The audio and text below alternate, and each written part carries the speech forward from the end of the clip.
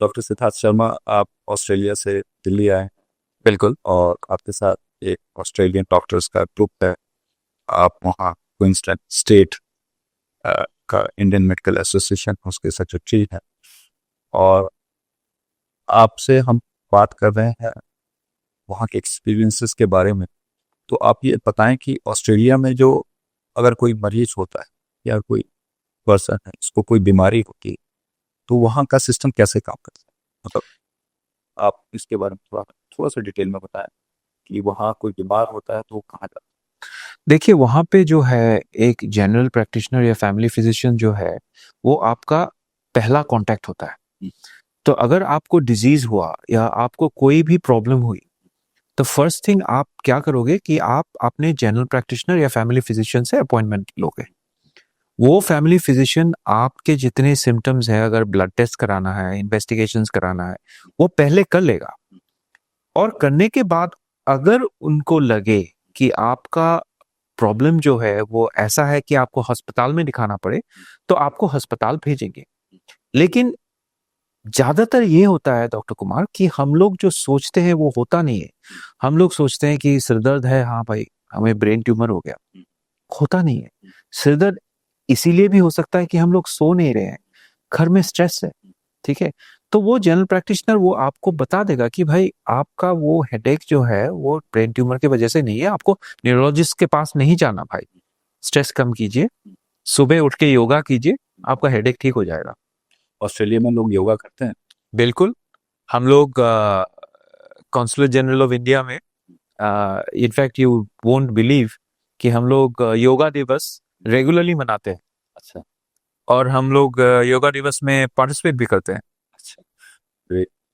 आप चार पांच चीजें ऐसी बताइए लोगों को कि वो अपने आप को हेल्दी कैसे रखें। देखिए, पहली बात, हेल्थ एक हेल्थ ये नहीं है कि आपको डिजीज ना हो। हेल्थ ऐसी चीज है कि आप डिजीज होने के बावजूद आप एक अच्छा लाइफ जिए, वो हेल्थ की मीनिंग है मेरे लिए। तो चार पांच चीजें जो है हेल्थ के लिए, एक तो आप बुरी आदतें छोड़ दीजिए, जैसे ड्रिंकिंग, स्मोकिंग, सबको पता है। एक्सरसाइज एक बड़ी अच्छी चीज है आपके हेल्थ मेंटेन करने के लिए। अब जितना हो सके एक्सरसाइज, मतलब कि आपको जिम नहीं जाना। एक्सरसाइज आप सुबह उठ के योगा कीजिए, एक्सरसाइज आप नाचिए, है ना? एक्सरसाइज आप 30 मिनट ब्रिस्क वॉक कीजिए, सुबह जल्दी जल्दी वॉक कीजिए। तीसरी बात, खाने पे ध्यान दीजिए, आप क्या खा रहे हो। ज्यादातर हम लोग देख रहे हैं आजकल कार्डियोवैस्कुलर या हार्ट अटैक या फिर डायबिटीज बहुत बढ़ रहा है। क्यों बढ़ रहा है? क्योंकि हम लोग प्रोसेस्ड फूड खा रहे हैं। आपके जो पिताजी थे या मेरे पिताजी थे, घर का बना हुआ खाना खाते थे, है ना? हम मैकडॉनल्ड्स या केएफसी में नहीं खाते थे। आजकल हमारे बच्चे ज्यादातर जाके, जब भी बर्थडे पार्टी होता है, मैकडॉनल्ड्स जाते हैं, है ना? तो वो चेंज लाना है हमें, हैबिट। और सबसे इंपॉर्टेंट चीज, खुश रहिए। जो चीज आपको खुशी दे, म्यूजिक सुनना आपको खुशी देता है, आपको नाचना खुशी देता है, आपको तैरना खुशी देता है, आप वो कीजिए।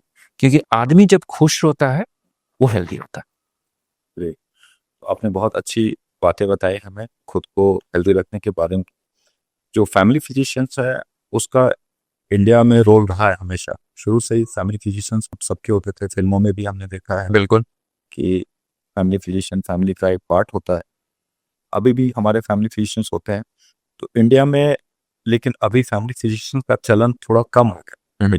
स्पेशलिस्ट, सुपर स्पेशलिस्ट बड़े बड़े अस्पतालों में, स्पेशली जो बड़े हमारे शहर, वहाँ पे ज़्यादा लोगों का हॉस्पिटल्स में जाने का ऐसा हैबिट बोले या कल्चरल ट्रेंड है।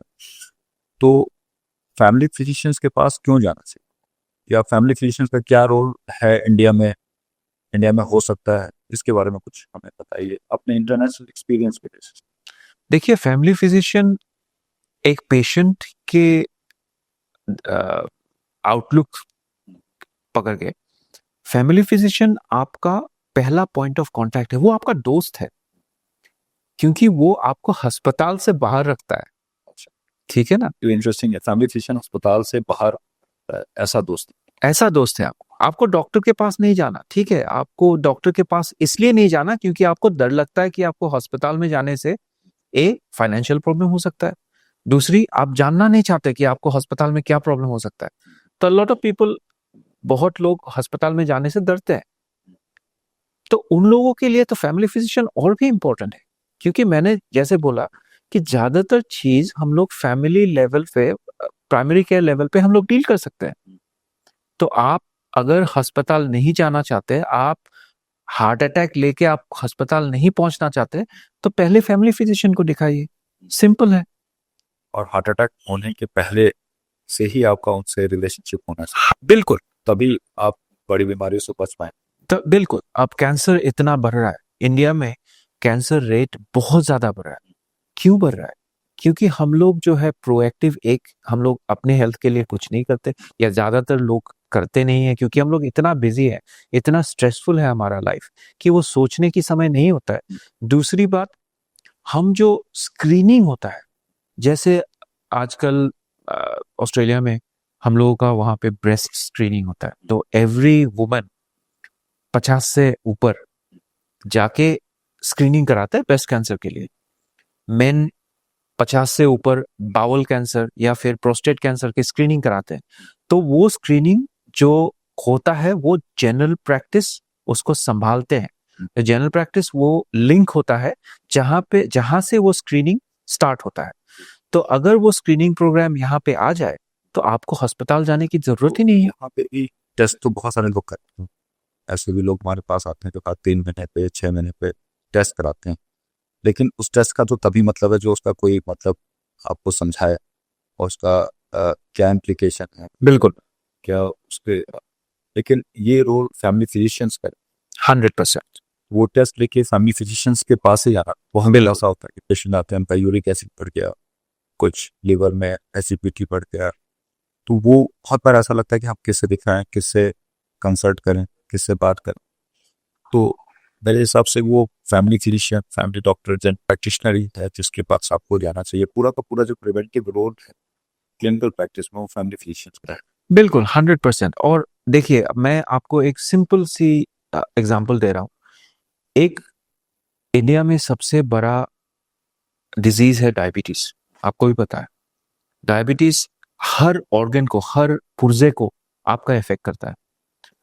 अगर एक डायबिटिक पेशेंट किसी डॉक्टर के पास जाएगा, यहाँ पे अभी कोई बोलेगा एंडोक्रिनोलॉजिस्ट के पास चले जाओ, ठीक है, लेकिन आप ये भी सोचिए कि वो डायबिटिक पेशेंट, उसका डाइट कौन बनाता है, उसका घर में स्ट्रेस लेवल्स क्या है, क्या वो डिप्रेशन में है इसीलिए जो मिलता है वो खाता है, उसको हाइपरटेंशन है क्या, उसको कार्डियोवैस्कुलर डिजीज के लिए आपने कुछ स्क्रीनिंग किया, उसके डायबिटिक रेटिनोपैथी स्टार्ट हो गया है क्या, आपने आई टेस्ट की, आपके उसको न्यूरोलॉजिकल प्रॉब्लम स्टार्ट हो गया है क्या डायबिटीज की वजह से। एक फैमिली डॉक्टर सारे चीजें देख सकता है, पूरी बॉडी को, सारे ऑर्गन्स को देख के आप एक जगह में ये सब कर सकते हैं। बिल्कुल सेंट्रलाइज। अलग अलग हॉस्पिटल के डिपार्टमेंट्स में अलग अलग फीस देके डिसमिस लिस्ट उसको दिखाने की जरूरत नहीं, बिल्कुल नहीं होती, स्पेशली फॉर प्रिवेंशन।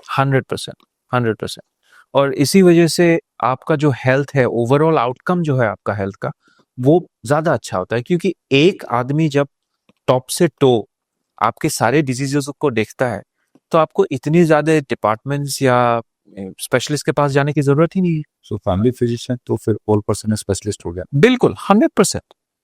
जो स्पेशलिस्ट हम समझते हैं वो तो ऐसा मानते हैं कि किसी ऑर्गन या बॉडी पार्ट का हो, ये फैमिली फिजिशियन, फैमिली डॉक्टर तो पूरी बॉडी का स्पेशलिस्ट, पूरे बॉडी का। तो इस हिसाब से तो हम सुपर स्पेशलिस्ट बने, सुपर स्पेशलिस्ट है ना। ये मिसकंसेप्शन है कि जो कम देख रहा है वो सुपर स्पेशलिस्ट है, जो ज्यादा देख रहा है, जिसको ज्यादा नॉलेज है, उसको लोग जनरल, बिल्कुल बेसिक समझ रहे हैं कि उल्टा है। उल्टा है। जनरल प्रैक्टिशनर जो एक्सपीरियंस है उसके पास ज्यादा नॉलेज है, हाँ, ज्यादा एक्सपीरियंस है, बिल्कुल ज्यादा चीजों को देख सकता है, बिल्कुल वो सुपरमैन है, वो सुपर स्पेशलिस्ट है। बिल्कुल बिल्कुल। Thank you doctor Siddharth, thank you doctor Kumar Sharma, thank you for coming, आए हमसे बातचीत की, और इस बातचीत से हमें आशा है कि बहुत सारे आपका बहुत शुक्रिया। नमस्ते।